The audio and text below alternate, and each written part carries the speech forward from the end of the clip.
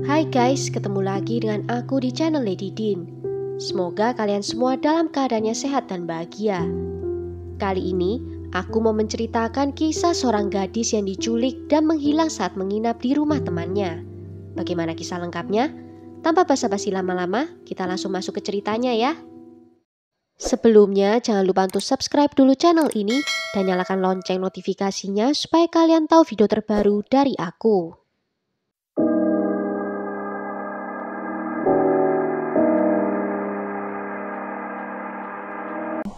I'm sure there's, plenty that they're looking into.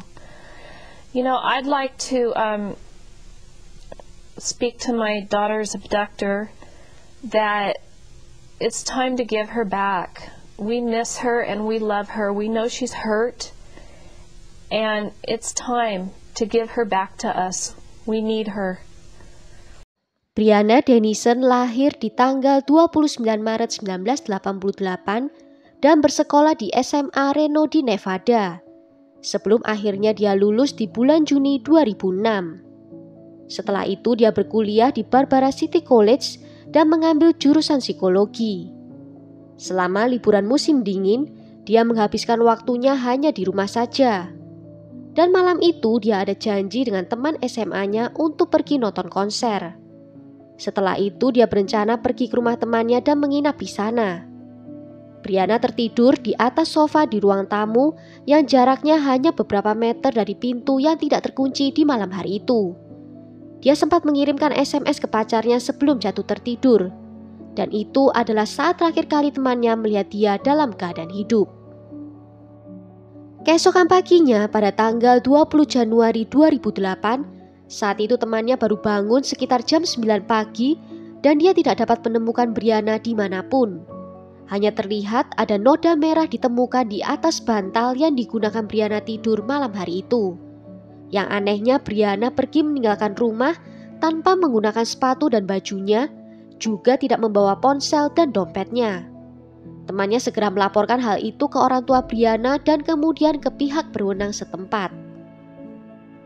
Polisi yang tiba di rumah itu langsung merasa kalau ada yang aneh dengan kehilangan Brianna itu. Departemen Kepolisian Reno melakukan penyelidikan forensik di tempat kediaman Brianna menghilang.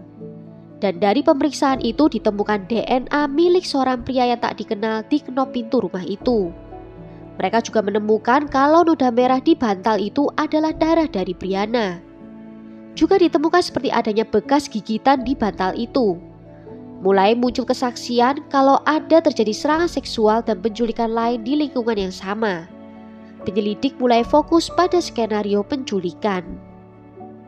DNA pria yang ditemukan di knop pintu itu terkait dengan setidaknya 2 serangan seksual di area yang sama pada bulan-bulan sebelumnya. Seorang mahasiswa pertukaran pelajar pernah diserang di tempat parkir universitas pada Desember 2007. Wanita itu ingat kalau penyerangnya menutup mulutnya sebelum dia kehilangan kesadaran. Dia terbangun dalam suatu kendaraan di mana dia telah diserang secara seksual.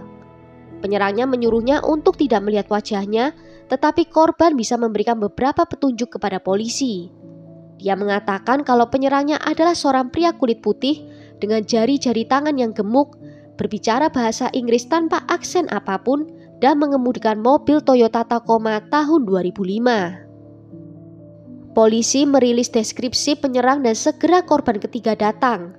Dia mengatakan kalau telah dilecehkan di bawah todongan senjata api di tempat parkir universitas itu. Dia bahkan bisa memberikan informasi yang cukup kepada seniman sketsa untuk membuat gambar pelakunya. Pada tanggal 29 Januari 2008, kepolisian merilis sketsa pelaku. Dikatakan kalau pelaku juga terkait dengan setidaknya 2 percobaan serangan seksual pada bulan November dan Desember 2007. Detektif mulai melakukan pencarian di area Universitas Reno dan FBI juga bergabung dalam upaya pencarian itu. Penyelidik kemudian juga mengetahui kalau ada DNA laki-laki yang ditemukan di sofa tempat Brianna sedang tidur malam hari itu. Polisi mewawancarai hampir 100 pelaku kejahatan seksual yang pernah tertangkap dan tinggal dalam jarak 2 km dari rumah itu. Dan sekitar 1.700 sukarelawan membantu pencarian yang dilakukan secara besar-besaran.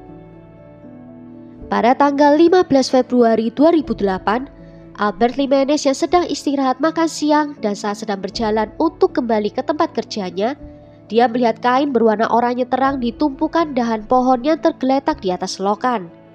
Ketika dia mendekat, dia melihat kaki seseorang yang mengenakan kaos kaki berwarna oranye neon. Awalnya dia mengira kalau itu adalah manekin. Ternyata itu adalah tubuh wanita yang telah meninggal dunia. Albert mengetahui berita tentang Brianna, tetapi tidak berpikir kalau korban yang dia temukan akan terlihat sangat mirip dengan di foto-foto yang dia lihat. Albert segera melaporkan penemuannya itu ke polisi yang segera datang ke tempat itu. Dan setelah dilakukan otopsi, pada tanggal 16 Februari 2008, dilaporkan kalau tubuh yang ditemukan di lapangan itu adalah Brianna Dennison.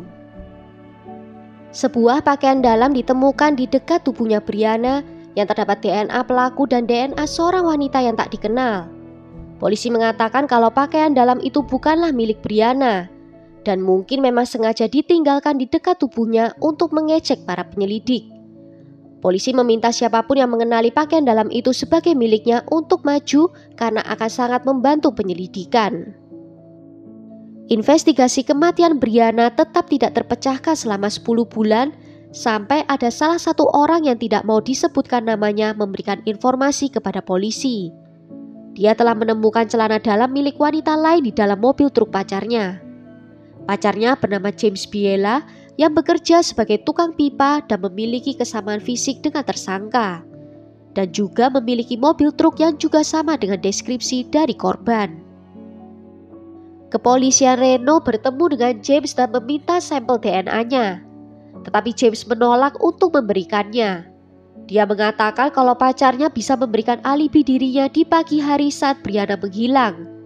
Tetapi bukannya memberikan alibi, pacarnya malah setuju untuk memberikan sampel DNA putra mereka kepada polisi. Yang hasilnya menunjukkan kalau anak mereka itu terkait DNA-nya dengan penyerang Brianna. Dengan barang bukti itu, polisi mendapatkan surat perintah penangkapan dan juga untuk mendapatkan DNA-nya James. Dan pada tanggal 25 November 2008, James Biela ditangkap dan ditahan di penjara atas tuduhan pembunuhan, penculikan tingkat pertama, dan penyerangan seksual. Diketahui juga kalau dia sebelumnya pernah ditangkap pada tahun 2001 karena pernah mengancam mantan pacarnya dengan senjata tajam. Pacarnya James mengonfrontasi James di ruang interogasi.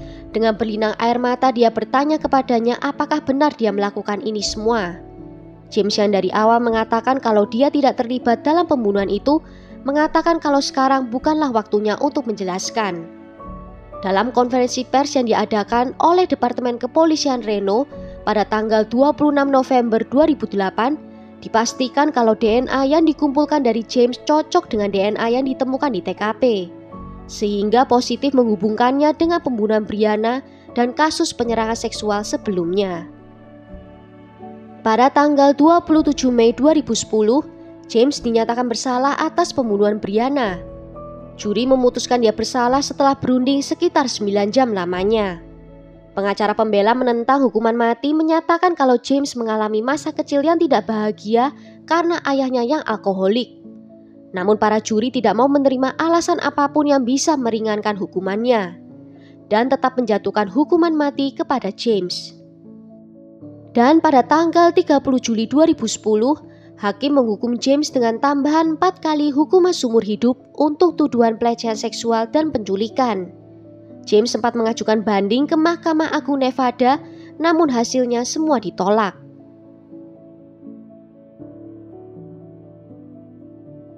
Well, sampai di sini dulu cerita kali ini. Bagaimana menurut kalian tentang kasus kali ini?